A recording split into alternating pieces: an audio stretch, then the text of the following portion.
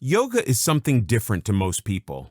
It's quite diverse and practitioners have different expectations when they start. That's perfectly okay.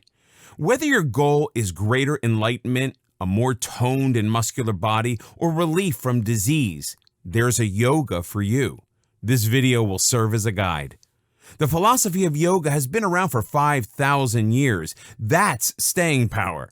And it's a philosophy, a way of thinking rather than a religion. In ancient India, the word yoga meant union. It refers to a union of the entire self, mind, body, and spirit. The union is achieved through physical poses, frequently called asanas.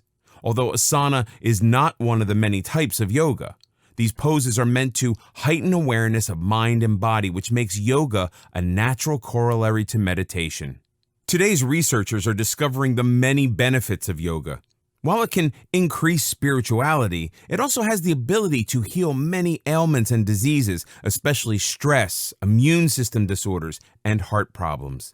It also provides increased flexibility, which can reverse the aging process.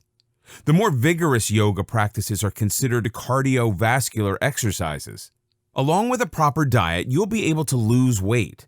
The gentler types of yoga do not have cardiovascular benefits, so remember to do additional exercises. Why are people becoming interested in yoga?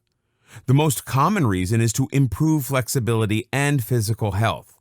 Besides the physical benefits, yoga also boosts the mental power and paves the way to spiritual enlightenment.